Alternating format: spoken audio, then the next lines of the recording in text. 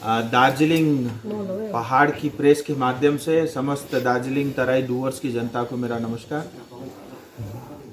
और सबसे पहले तो देश के अंदर में 100 करोड़ से ज़्यादा वैक्सीनेशन पूरा करने का काम हुआ है और इसके लिए मैं जितने भी कोविड वॉरियर हैं, हेल्थ के जितने भी वर्कर हैं, स्टेट गवर्नमेंट, सेंट्रल गवर्नमेंट और पूरा एडमिनिस्ट्रेशन, मैं उन सबको बधाई देता हूं और साथ में ये भी बताना चाहता हूं कि ये सब संभव हुआ क्योंकि आज देश के प्रधानमंत्री नरेंद्र भाई मोदी जी हैं। सारी दुनिया और हमारे देश में भी बहुत सारी विपक्षी दल के नेतागण ये बात मानने को तैयार नहीं थे कि हिंदुस्तान 100 करोड़ वैक्सीनेशन का काम कर सकता है, लेकिन उसके बावजूद भी समय से पहले काम पूरा हुआ है और मुझे पूरी उम्मीद है और भारत सरकार के भी ऐसे आकलन है कि दिसंबर तक हिंदुस्तान में सभी लोगों को वैक्सीनेशन पूरा हो जाएगा और बहुत जल्दी जो है फिर 18 साल से कम उम्र के युवा और बच्चों को भी वैक्सीनेशन डोज लगाने का काम शुरू होगा। दूसरी बात, दार्जिलिंग और विशेष करके पहाड़ में और कुछ क्षेत्र में तराई डूवर्स में भी बेमौसम बारिश और लैंडस्लाइड के कारण बहुत बड़ा और नुकसान और बहुत बड़ी त्रासदी क्षति उस क्षेत्र को हुई है और विशेष करके इस बार मैं यही सब आकलन लगाने के लिए और अपनी आंखों से देख करके सही बात राज्य सरकार, केंद्र सरकार और प्रशासन तक पहुंचाने के लिए इस बार मैं आया था और मैंने वास्तव में फिजिकली अपनी आंखों से भी देखा।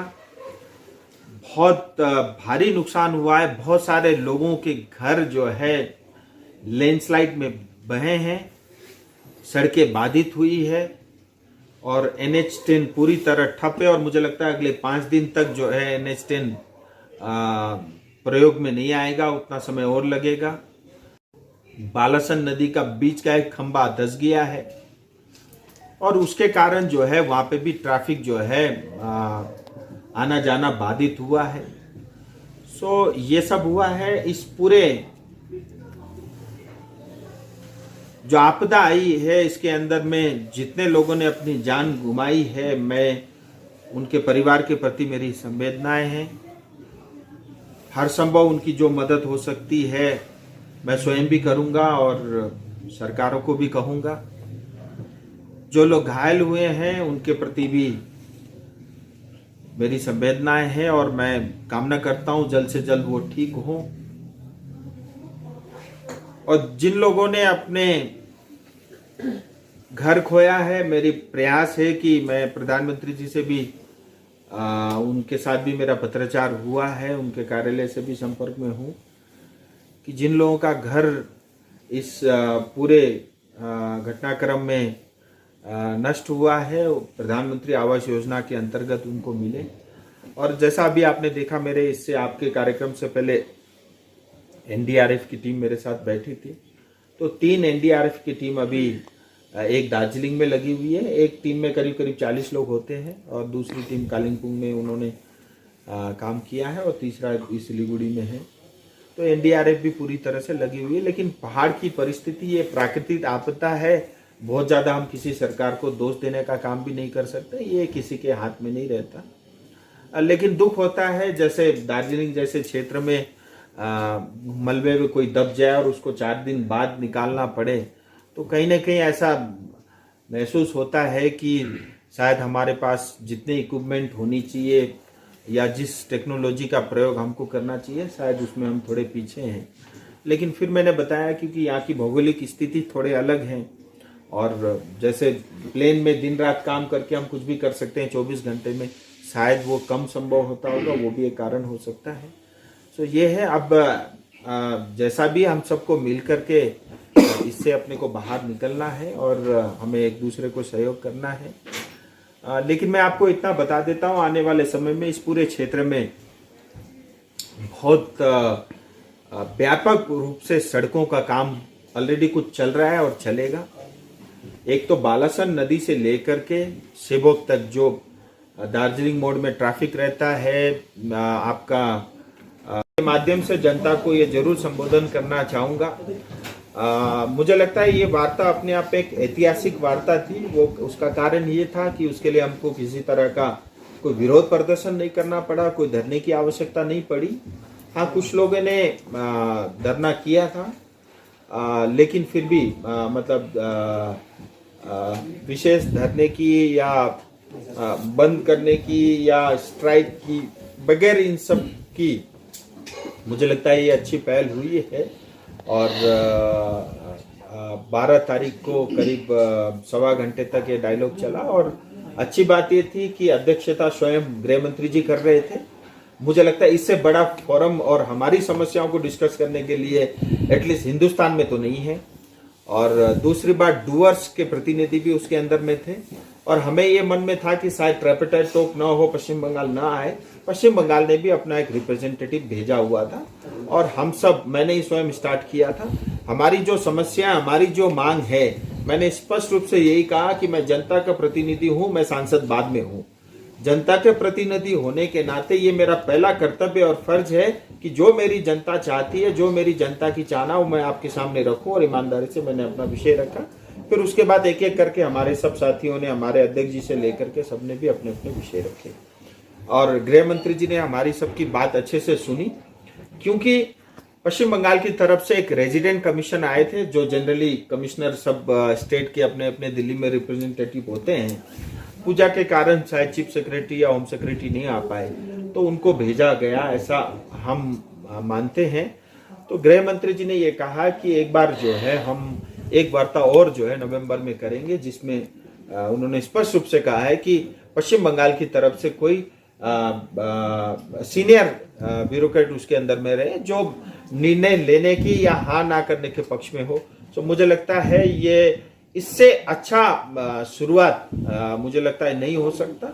और स्थायी राजनीतिक समाधान हो, इसके बारे में हमारे सब जनरली आप किसी भी गोरखा नेता से पूछोगे, वो गोरखालैंड की बात कहेगा। मैं ये नहीं कहूँगा कि नहीं कहा। हमारे सब लोगों ने बहुत अच्छे से विषय को भी रखा, उसकी आवश्यकता को लेकर के सब चीज़ें स्पष्ट रूप से सामने रखी गई। और केंद्र सरकार को भी हमने कहा कि आपने भी स्थायी राजनीतिक समाधान कहा है, विस्तृत रूप से चर्चा हुई। इसी तरह 11 जनजाति को लेकर के भी मुझे लगता है बहुत अच्छे से चर्चा हुई, क्योंकि इस पूरे बैठक में आरजीआई की तरफ से और साथ ही ट्राइबल मिनिस्ट्री की तरफ से भी लोग वहाँ पे अफसर मौजूद थे। अच्छी पहल है, समय बहुत लगा है और इस बैठक करने में भी बहुत समय बीता, ये भी मैं जानता हूँ। लेकिन हमारी मांग भी बहुत सरल नहीं है और बहुत छोटा मोटा नहीं है, इसीलिए समय लगना भी ये स्वाभाविक है। मैं इतना जरूर कहूँगा कि देखिए, जहाँ तक मैं अपने अलायंस पार्टी को और हमारे नेताओं को जानता हूँ, हम सब लोग एक साथ हैं, एक सूत्र में हैं और हम सब ने ये निर्णय लिया है कि जो जनता की अपेक्षा होगा हम वही बात कहेंगे, वही बात सामने रखेंगे। और उससे नीचे अगर कोई कॉम्प्रोमाइज करने की बात आएगी तो हम डायलॉग में शामिल नहीं होंगे। मुझे लगता है इससे बड़ी बात और कोई हो नहीं सकती। और अपने आप में ये मुझे लगता है हम सब ने जो फैसला किया ये बड़ी बात होनी चाहिए। और आपके माध्यम से फिर मैं जनता को यही कहूँगा, देखिए हम सब ने बहुत कुछ सहा है, चाहे 88 में हो, चाहे 2017 में हो, चाहे उसके बाद भी हो। आज भी देखिए इस पूरे क्षेत्र में भारत का संविधान पूरी तरह लागू नहीं है, पंचायत चुनाव की व्यवस्था नहीं है, यानी जो ग्रास रूट डेमोक्रेसी पूरी तरह जो है विलुप्त है।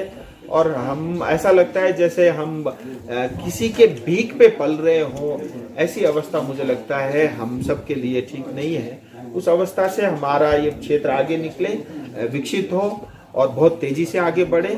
और साथ ही हमारी गोरखाओं को विशेष करके जो आइडेंटिटी से लेकर के जो बार बार एक इश्यूज आता है। अभी कुछ दिन पहले भी मैं कलकत्ता में सुन रहा था किसी टेलीविजन के अंदर में।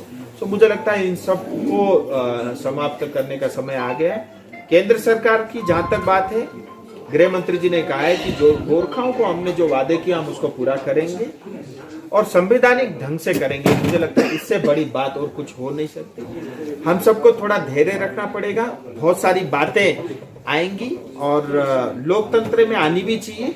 और इसका एक कारण भी है, क्योंकि जैसे वार्ता शुरू हुई, वार्ता का जैसे दरवाजा खुला, बहुत सारे लोगों के दुकानों का शटर बंद होने लग गया। जितने भी लोग राजनीति कर रहे थे, वो भी एक कारण है। तो ये स्वाभाविक है। सो मैं इतना ही आपके सामने रखना चाहूंगा। आपके कुछ प्रश्न होंगे तो मैं जरूर तेलंगाना आज कहते हैं ना, बड़े आराम से ऐसा सोच के कहते हैं जैसे पूरा भारत सरकार चलाते ही वही है कि कोई वार्ता की आवश्यकता, ऐसा नहीं है। हर चीज के लिए, जब बिहार से काट के झारखंड हुई थी तब भी वार्ता हुई थी। वार्ता तो होती ही होती है और वार्ता होने के बाद ही कोई होता है, क्योंकि इतने बड़े फेडरल स्ट्रक्चर में आप मन मर्जी से बगैर किसी को कॉन्फिडेंस में लिए या बगैर किसी के सुने अपने आप कुछ नहीं कर सकते। सो वार्ता से होती हो कोई चीज का समाधान, मुझे लगता है इससे अच्छी परिस्थिति दार्जिलिंग तराई टूवर्स के लिए कुछ नहीं। और ये जो आपस में थोड़े डिफरेंसेस बने हुए ना, मुझे लगता है वो भी समाप्त होंगे अगर वास्तव में पश्चिम बंगाल सरकार ईमानदार है। अगर वो भी कहते हैं स्थायी राजनीतिक समाधान करेंगे। अब उनका स्थायी राजनीतिक अगर जीटीए से संबंध है तो वो हमारे लिए नहीं है। तो अगर वास्तव में वो भी चाहते हैं दार्जिलिंग तराई डूवर्स, चाहे गोरखा, आदिवासी, कोच, मेचे, टोटो, राभा, बंगाली, हिंदी भाषी या मुस्लिम वर्ग या क्रिश्चियन वर्ग, सबके लिए अगर वो चाहते हैं कि हम इनका समाधान करना है, तो मुझे लगता है ये एक अवसर है। क्योंकि देखिए इस क्षेत्र को आज तक सिर्फ लूटा गया है या पीटा गया है। दो ही काम हुए, दो ही प्रयोग हुए। मुझे लगता है अब हमारी जनता भी जाग चुकी है। आज मैं मिरिक के पास एक गांव में जाकर के आया है। पहुंचने के लिए सड़क नहीं, लोगों की डेथ होती है, मर जाते हैं। आप शमशान घाट तक ले जाने के लिए आपके पास सड़क नहीं। तो 21वीं सदी में मुझे लगता है इससे बड़ा अन्याय हमारी जनता के साथ कुछ और हो ही नहीं सकता। ये तो फिजिकली आंखों से दिखता है। इस भूस्खलन की वजह से ऑन टाइम में जो भूस्खलन हो रहा है इतना मात्रा में, सेंट्रल गवर्नमेंट का पास से क्या पैकेज अपने दार्जिलिंग के लिए, आपका क्षेत्र के लिए क्या डिमांड कर रहा है अपने सेंट्रल? देखिए दादा, अगर मैं पश्चिम बंगाल सरकार होता, मैं केंद्र सरकार होता, तो मैं अपने जेब में ही लेके घूमता। और सांसद कोटे से तो मेरा जो फंड आया अभी तक, तो डीएम साहब हमारे लेके बैठे हुए, क्या कर रहे हैं पता नहीं।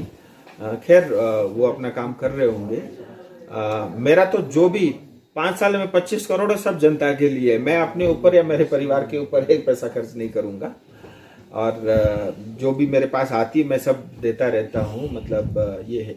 लेकिन मैंने 2-3 चीज़ें जरूर कहा है। मैंने कल प्रधानमंत्री जी से रिक्वेस्ट किया है कि जिन लोगों के घर इसमें लैंडस्लाइड में मतलब बहे हैं, टूटे हैं, उनको आवास योजना के अंतर्गत उनका घर बनाने के लिए, और जिन लोगों की डेथ हुई है, मृत्यु हुई है, उनको फाइनेंशियली कुछ सपोर्ट करे, और साथ ही जो घायल लोग हैं उनको भी कुछ फाइनेंशियली मदद करे। इसी तरह मैंने और चंपासरी मोड़ पे जो ट्रैफिक की समस्या रहती है वो सब खत्म हो जाएगी। बालासन नदी से लेकर के सेवक मोड़ तक 12.5 किलोमीटर का लंबा एलिवेटेड रोड बनेगा। मोस्टली एलिवेटेड रहेगा, 4 लेन का रहेगा। बालासन नदी का जो अभी पुल है उसके बराबर में 3 लेन का एक और ब्रिज बनेगा, और बाद में इसको तोड़ के भी इसको भी 3 लेन में कन्वर्ट करके, यानी 6 लेन का पुल होगा और 4 लेन की सड़कें होगी। भविष्य में कभी उसको 6 लेन करना पड़ा तो भी वो प्रयोग में पुल आएगा। इसी तरह महानंदा नदी के अंदर में भी सेम स्ट्रक्चर बन रहा है। ये मुझे लगता है पूरी सिलीगुड़ी के लिए बहुत बड़ी उपलब्धि होगी। NH10 और इस पूरे एलिवेटेड रोड में 1000 करोड़ से ज्यादा का पैसा जो है केंद्र सरकार खर्च कर रही है, उसकी स्वीकृति भी हो चुकी है। इसी तरह जो NH10 ऑल वेदर रोड बनेगा, 20 जगह आइडेंटिफाई हुए हैं, उसका DPR बन चुका था। कुछ और चेंजेस उसके अंदर में हुए हैं। दोबारा वो दिसंबर में DPR सबमिट हो रहा है और उसके बाद जो है उसका भी काम शुरू होगा। तो अभी कुछ समय कठिनाई है, थोड़ा उसके साथ रहना पड़ेगा, लेकिन आने वाले समय में वो वंस फॉर ऑल हर बार के लिए जो है वो समस्या समाप्त हो जाएगी। इतना ही नहीं, कोरोनेशन ब्रिज हम सब के लिए बहुत इंपॉर्टेंट मायने रखते हैं, खास करके जो लोग डूअर्स की तरफ जाते हैं। कोरोनेशन ब्रिज का भी जो है उसका डिजाइन पार्ट के लिए टेंडरिंग हो चुका है, तो वो भी प्रक्रिया शुरू हो चुकी है। इसी तरह सिलीगुड़ी में भी एक जो है चारों तरफ रिंग रोड बनने के लिए उसको डीपीआर की तैयारी उसकी हो रही है। कालिम्पोंग के लिए एक अल्टरनेटिव हाईवे बन रहा है। दार्जिलिंग का भी मेरे मन में है कि हम कोई ऐसा हाईवे बनाए जो सीधा दार्जिलिंग आए। अभी कुछ भी करो तो करसंग में आके एक ही रोड बन जाता है, तो उसका मेरे को अभी एग्जैक्ट क्लैरिटी नहीं है। मैं उसमें भी बात कर रहा हूँ कि एक हाईवे बने। तो सड़कों को लेकर के 5,000 करोड़ से ज्यादा का फंड का प्रयोग केंद्र सरकार कर रही है, और ये अगले 2-4-6 महीने में काम शुरू होगा दार्जिलिंग के लिए, विशेष करके अपने क्षेत्र के लिए। तो ये है, और इसके साथ ही आप सबको जानकारी में है 12 अक्टूबर को अभी हाल ही में दिल्ली में केंद्र सरकार के साथ हम सब गोरखा के जो प्रतिनिधि और सांसद विधायकगण थे, एक अच्छा डायलॉग टॉक स्टार्ट हुआ है। इसको लेकर के भी बहुत सारी भ्रांतियां और जनता को भ्रमित करने वाले कुछ जो है बातें भी की जा रही हैं, लेकिन एकदम सरासर गलत, झूठ। एक बात स्पष्ट कहना चाहूंगा, वैसे इन सब बातों का उत्तर देने की भी आवश्यकता मुझे नहीं है, बट फिर भी आपने पूछा है किसने क्या क्या, मैं उस पर नहीं जाऊंगा। मैं आपकी इज्जत करके इसका उत्तर का जरूर 2 चीजें मैं जरूर कहना चाहूंगा। देखिए, वार्ता में बहुत सारी बातें हुई है और वार्ता अभी स्टार्ट हुई है। मुझे लगता है सब खोल करके आज हम नहीं रख सकते और करनी भी नहीं चाहिए। एक बात, अगर कोई व्यक्ति ये कहता है कि गृह मंत्री जी ने ये कहा और उसको गृह मंत्रालय के अंदर में हाईएस्ट बॉडी, एपेक्स बॉडी के मतलब के सरकार के साथ जो है डायलॉग हुआ, अगर अंदर की बात उसको पता है, तो मुझे डाउट होता है कि ये व्यक्ति किस देश का जासूसी कर रहा है। तो ये अपने आप में बहुत विचार करने योग्य बात है। अगर इस तरह की बातें होती है कि गृह मंत्रालय में जो बैठक हो, अगर कोई व्यक्ति ये कहे कि उसका प्रूफ मेरे पास है, डायलॉग मेरे पास है और इसने ये कहा, तो ये एक डाउट होता है कि ऐसा कौन व्यक्ति है और किस देश की जासूसी कर रहा है। तो मैं इतना ही इस विषय में कहना चाहूंगा। लेकिन जो ये कहता है ग का भी उच्चारण नहीं हुआ, वो सरासर गलत है। मैं इतना जरूर कह सकता हूँ 1 2 3 4 5 लोगों ने पूरी तरह इसका उच्चारण किया। राजू जी, एक क्वेश्चन देखिए, यूटी और सेपरेट स्टेट का जो इशू आते हैं, उस इशू लेकर शायद ट्राइपार्टाइट मीटिंग का बहुत ही जरूरत महसूस नहीं हो सकता है, क्योंकि अभी सेंट्रल गवर्नमेंट का वो प्रोविजन है। बट आप लोग ट्राइपार्टाइट मीटिंग कॉल करने का अर्थ ये कहीं नहीं निकल रहा है जो न्यूली ऑटोनोमस कोई सेटअप के लिए बंगाल में आप लोग प्रयास चला रहा है? देखिए दादा, एक तो हमने ये कहा कि अगर इस बार कोई ऐसा समय आएगा 88 वाला या 2017 वाला जिसमें हमको कॉम्प्रोमाइज करना पड़ेगा, तो वो अवस्था में हम वार्ता में नहीं रहेंगे, क्योंकि मैं अपने क्षेत्र के साथ, अपनी जनता के साथ धोखा नहीं कर सकता। एक बात, और इसी तरह हमारे अलायंस के साथ ही। दूसरी बात, देखिए, वार्ता की आवश्यकता मुझे लगता है मतलब इसको मैं इस तरह से करना चाहूंगा कि भारत जैसे लोकतांत्रिक देश में, इस फेडरल स्ट्रक्चर में, मुझे लगता है अगर वार्ता से किसी चीज का समाधान होता है, उससे अच्छा कुछ नहीं है। वो टिकाऊ भी होगा, मजबूत भी होगा, और मुझे लगता है किसी को हाथ करने वाला भी नहीं होगा। और अगर वार्ता से समाधान निकलता है, मुझे लगता है हम सबका पहला प्रयास यही होना चाहिए, और मुझे लगता है केंद्र सरकार ने भी यही किया है। और मैं ये भी जानता हूं कि चाहे है, अब देखते हैं, अगर कुछ वो घोषणा करती है तो मुझे लगता है अच्छा है, और मैं भी मेरे से जो बन सकता है, मेरे जेब में जो भी है थोड़ा थोड़ा मैं भी कर रहा हूँ।